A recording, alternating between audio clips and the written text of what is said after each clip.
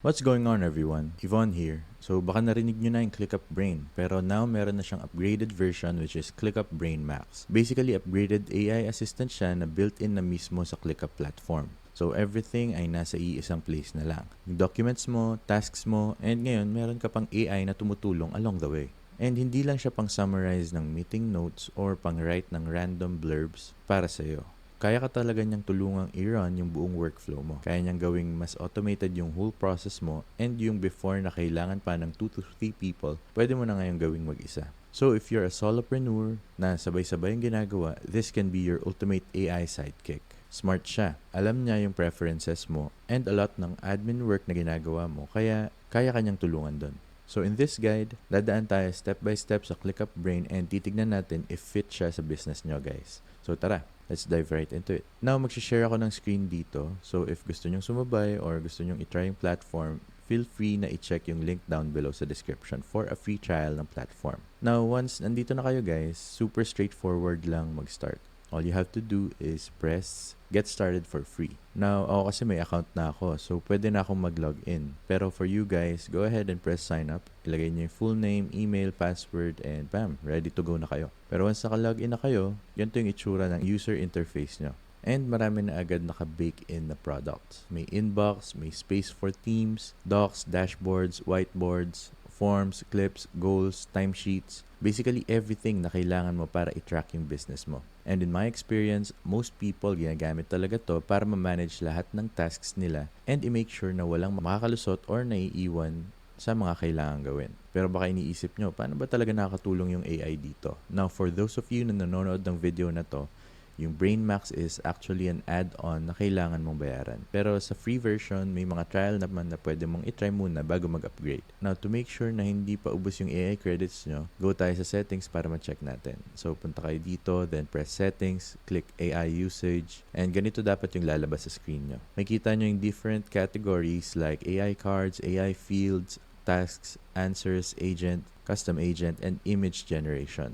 So baka iniisip nyo, wait, parang ChatGPT lang to ah. Anong pinagkaiba? Most of these are actually built on GPT technology. So, similar talaga yung AI logic nila. Pero yung difference talaga is nakakonect siya sa ClickUp info mo. So, lahat ng tasks mo, projects mo, and lahat ng ginagawa mo, nandun lahat sa system. Unlike sa ChatGPT, kahit may paid subscription ka, hindi niya alam kung anong nangyayari sa tasks mo.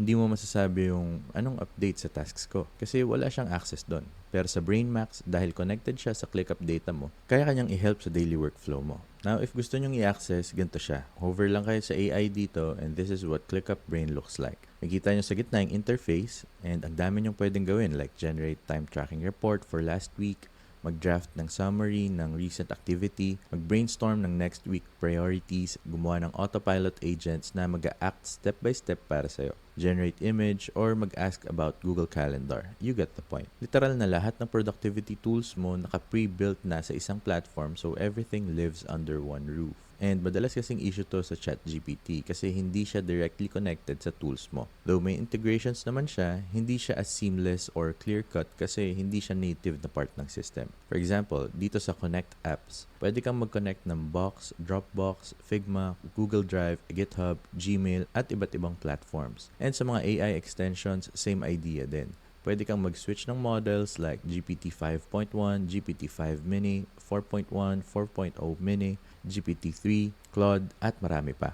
Pero if nasa free plan ka pa and wala ka pang paid add-on, I'd suggest i-explore mo muna yung nandito kasi majority ng features available na. Pero limited lang yung usage nila. Makita mo rin yung limits mo sa AI usage section. Doon mo mache-check kung gaano karami yung nagamit mo and ilan pa yung natitira. So, ang maganda dito, since direct AI assistant siya, pwede mo talaga siyang kausapin real time. Like for example, pwede mong i-type, create a task for me next week to meet with Jenna. And there you go. The system literally created a task for us to schedule a meeting with Jenna. From there, pwede na natin siyang i-modify, magdagdag ng due date, ayusin yung details, or basically customize however we want. As you can see here, this is my demo account. If pupunta ako sa home, may kita ko na isa to sa tasks na na-create. Schedule meeting with Jenna. And if i-open natin siya, boom, may note pa yung AI model na naiwan. Pwede rin tayong mag-add ng custom field, subtask, checklist, or attachments. Ang maganda dito kahit sa ang part ng process mo, nandyan na agad yung AI to help you out. As you can see, may brain icon dito, dito, dito, dito, dito sa baba, and even sa taas. Literally everywhere, naka-integrate siya. So if kailangan mo ng help, nandyan lang siya.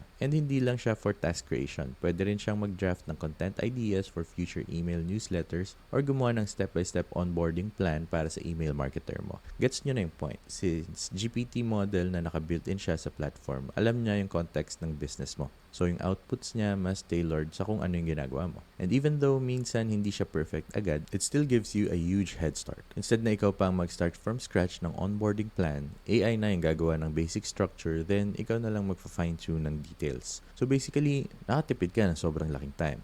And dito, may papakita pa ako sa inyo kasi pwede nyo rin tong i-apply sa iba't ibang bagay. So, kung i-exit ko to, punta tayo sa docs, gumawa tayo ng isa, tas as you can see dito, pag nag-write with AI ako, boom, tutulungan niya akong gumawa ng description, mag-create ng plan, at mag-generate ng action items. So, sobrang straightforward lang niya. Pero personally, kung paano ko talaga siya ginagamit is ganito. I-exit natin to, tas pag nag-click ka sa isa sa mga documents na to, mag-open siya ng new tab. I-click mo lang, tas pindutin mo tong Ask AI dito. From there, kahit anong content na meron ka, pwede mong itanong like, ano yung purpose ng doc na to? May action items ba dito? Anong decisions yung ginawa? Mga ganun. And ayan, marami pang pwedeng gawin dyan. Pwede ka rin magtanong ng more personalized questions. Ang point ko lang dito is habang nag-scale kayo at tumadami yung team members nyo, wala ka ng time basahin isa-isa lahat ng content or output ng ginagawa ng team mo. So instead na basahin mo pa yung buong document at i-figure out kung anong nangyari, tutulungan ka na ng AI system na gawin yun for you. Kasi let's be realistic. Time talaga yung pinaka-important nating resource. At kung hindi natin siya magagamit ng tama, sobrang hirap mag-scale. So kahit anong meaning pa yan, document man siya or decision na ginawa, pwede mong i-chat sa AI at tignan kung ano yung insights niya. Pwede mong ipalista yung pros and cons, ano yung mga naging decisions, at i-check kung okay ba siya para sa business mo in different ways. And mas lalong useful to, lalo na kung kagagaling mo lang sa vacation. Isipin mo, galing ka sa bakasyon, tapos pagbalik mo ang daming usapan, meetings, at kung ano-ano ang na-miss mo. Ayaw mo namang isa-isayin lahat yun at basahin pa about decision. Gusto mo yung mabilis lang, yung nandyan na agad. At dun papasok yung mga assistants like BrainMax, na talagang padadaliin yung buhay mo. Kung ako nasa position nyo, ang gagawin ko is pupunta lang ako dito sa top bar na to, then i-click natin, tapos i-check nyo lahat ng suggested at featured tasks na pwedeng makatulong sa inyo. Kasi bawat business, iba-iba ang priorities, right? At kayo lang talagang nakakaalam kung saan nyo kailangan ng tulong. Pwede yan for writing SOP, sa pag-summarize ng meetings, or pag-figure out kung paano i-automate yung iba't ibang parts ng business nyo. Once may idea ka na kung pasok siya sa isa sa mga templates na to, pili ka lang. Kunwari, may isi-send ka ng customer-facing. Pwede kang pumili ng features like create, write, brainstorm, or summarize. Pagdating naman sa content, pag hinover mo yung create button, makita mo agad kung saan siya makakatulong. In this case, gagawa siya ng new content from scratch. So, tutulungan ka niya sa content mo. But again, depende pa rin yan sa business mo. So, kung swak siya sa isa sa mga templates, then good. Pero kung hindi, ang gawin mo lang is mag-type ka ng isang paragraph kung ano talaga yung kailangan mo. Then, pwede ka nang makipag-usap sa platform parang tao lang ang kausap mo. Magtatanong siya ng ilang questions, tapos bawat response na makukuha mo is naka-tailor na sa business mo.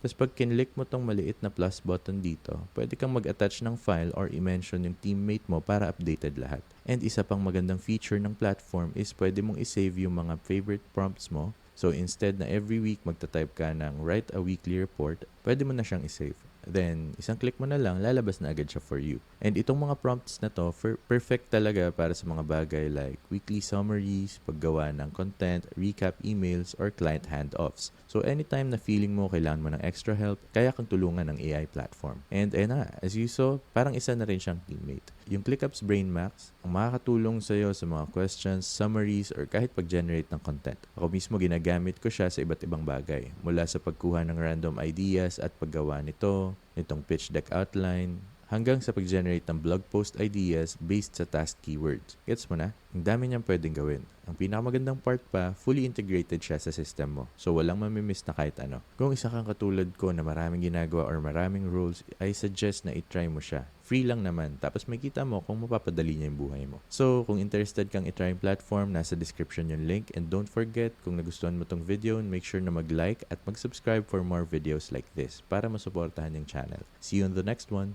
Peace.